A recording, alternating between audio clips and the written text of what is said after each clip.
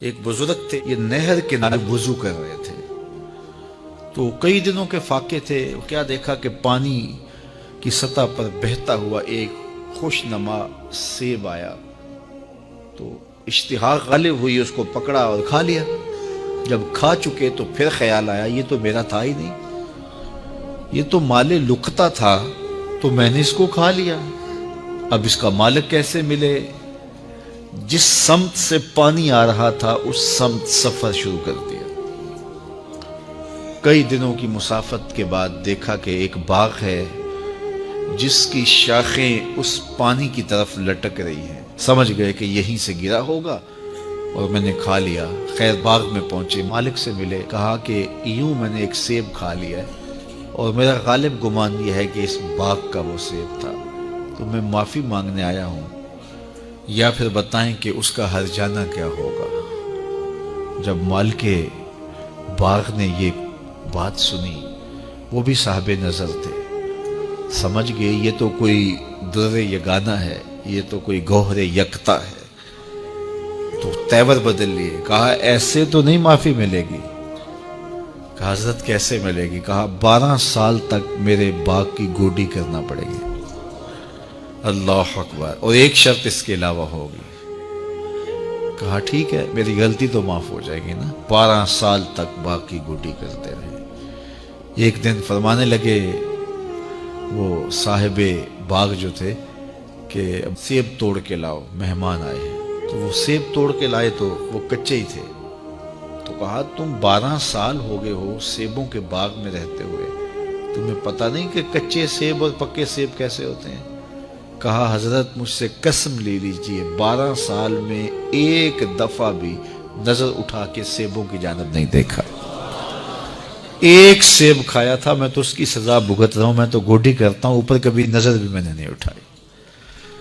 سینے سے لگا لیا، کہا ایک شرط تمہاری پوری ہو گئی، اب دوسری شرط ہے کہ میری ایک بیٹی ہے جو آنکھوں سے نابینا ہے، کانوں سے بہری ہے، بول سکتی نہیں، اور وہ اپاہج بھی ہے، چل بھی نہیں سکتی، اس سے تمہارا نکاح کرنا چاہوں گا، اگر تمہیں قبول ہے تو معافی ہو جائے گی۔ کہا ٹھیک ہے جی قبول ہے، میرا گناہ معاف ہو جائے، میں زندگی کاٹ لوں گا، کوئی بات نہیں ہے۔ خیر نکاح ہو گیا۔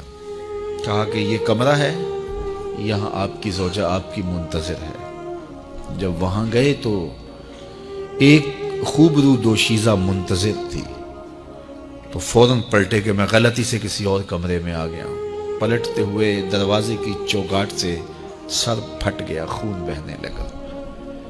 جب باہر آئے تو صحن میں پہنچے تو وہ بزرگ وہاں تھے۔ کہا کیا ہوا؟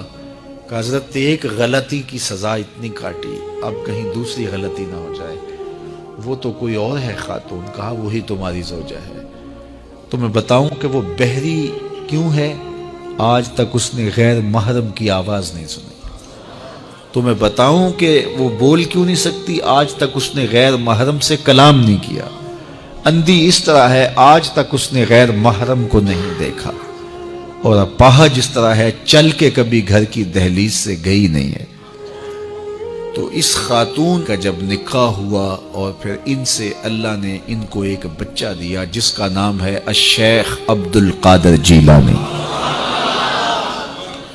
جب ماں باپ اس طرح کے ہوں تو بیٹے اس طرح کے ہی ہوتے ہیں۔ باپ کا لقمہ پاک اور ماں اپنی آبرو کی کیسی محافظہ، پھر در یگانہ اور گوہر یکتا جو پیدا ہوتا ہے وہ دین کی احیاء کرنے والا ہے، دین کی مردہ قدروں کو نئی زندگی دینے والا ہے۔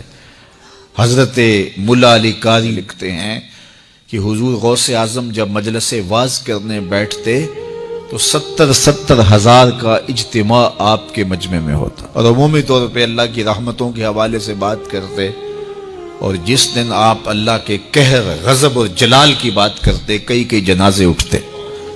یہ آپ کی گفتگو کے اندر عصر کا رنگ اور شیرینی تھی۔ اللہ اکبر۔ تو باپ دیکھیے کہ رزق کے معاملے میں کتنا محتاط ہے، اور ماں دیکھیے اپنی عصمت کی کتنی حفاظت کرنے والی ہے۔ مائیں بچوں کی تربیت کرتی ہیں، ماؤں کے ذریعے سے پاکیزہ صفت بچے جنم لیتے ہیں۔ تو لہٰذا ماؤں کو اچھی تربیت کا حامل ہونا چاہیے تاکہ وہ آگے اچھی تربیت خود کر سکے۔